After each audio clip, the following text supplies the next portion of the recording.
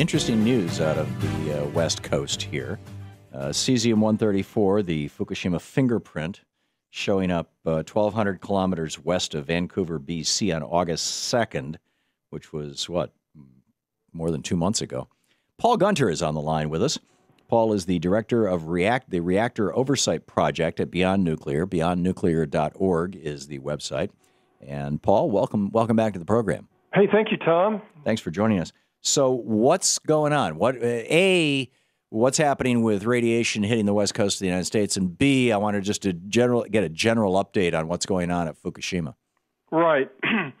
Well, what we've seen in the news, as you pointed out, is some of the initial tests from Woods Hole Oceanographic Institute.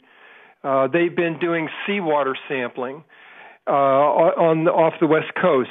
So we're now seeing, I think this is like 190 kilometers away, they've picked up sea samples with the radioactive cesium-134 and radioactive cesium-137 out of seawater, totaling about 6 becquerels per cubic meter.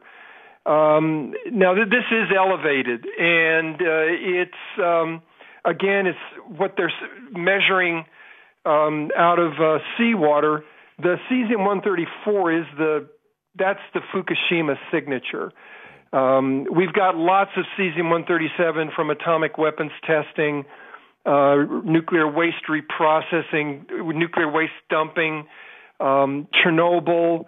But because the cesium-134 has a 2-year half-life, this is what they're picking up as the signature for it's the leading edge of a radioactive plume that started about 3 years ago in the swirling currents of the northern Pacific.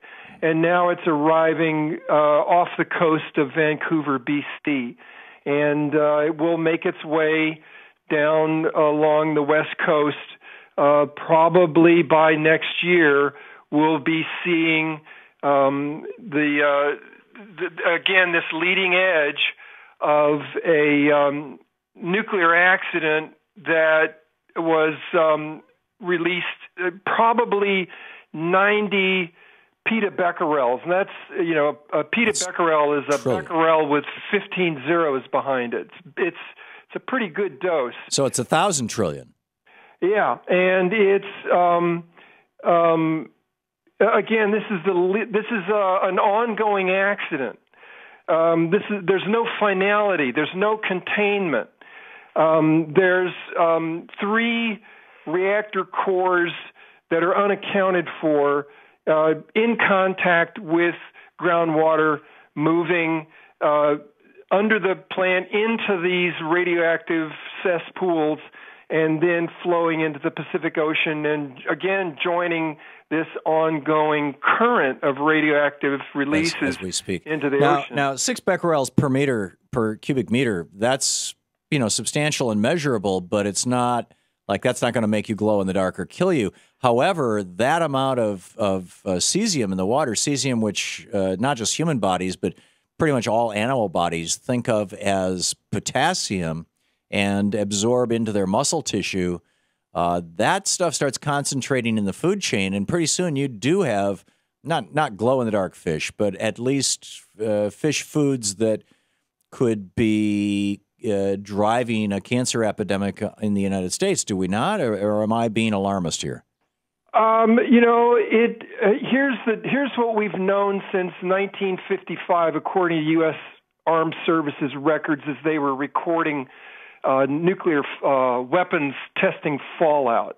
We've known since 1955 that plankton, ultimately the smallest building block in the ocean, will magnify radioactive cesiums per gram of plankton 1,000 times a gram of seawater next to it. Wow. So the plankton is magnifying this radioactivity, as we're seeing, 6 becquerels per cubic meter, but it's magnifying it by 1,000 times as it's absorbed from the seawater into the plankton. Then the plankton, makes up the bottom of the food chain, and all the predators above it then consume it and concentrate it into their muscle tissue. Now, they are excreting it as well, but, we've seen bluefin tuna, for example, who these fish, they spawn off the coast of Fukushima, Japan. Then they migrate over the northern Pacific, and then they feed off the coastal waters of California. And, they pick up all the cesium that's coming off of Fukushima. They bring it over to the West Coast, as well as the plume, but they're also trans-contaminating this same cesium as they move in their migratory path.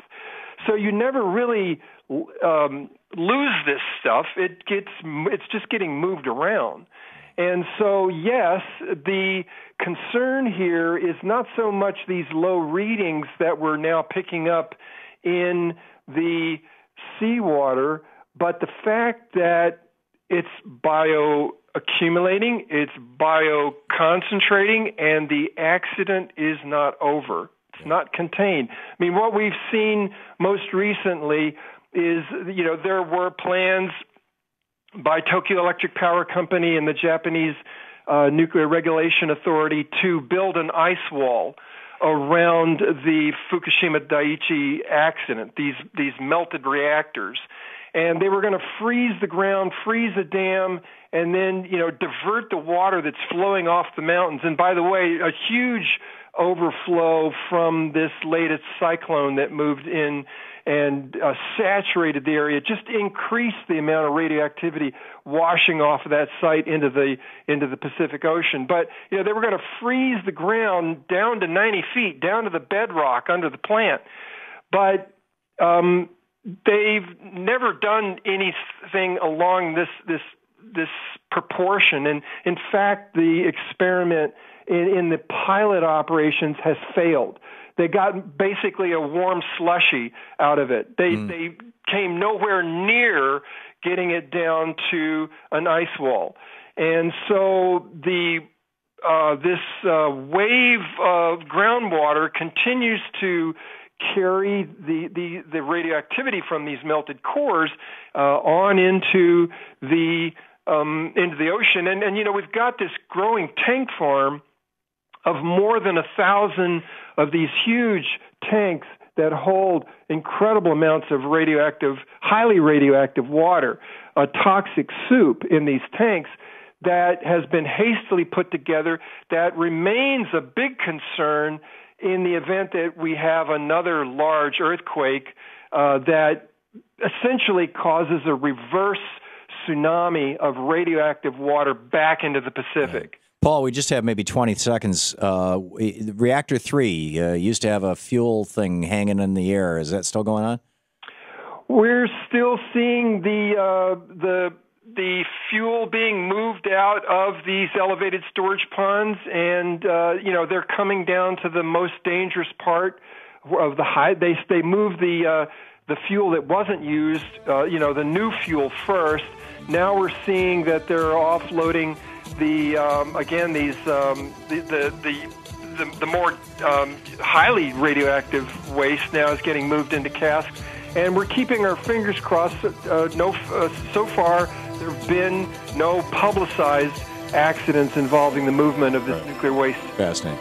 Paul Gunter, with the Director of Reactor Oversight Project Beyond Nuclear. Hang on just a second here.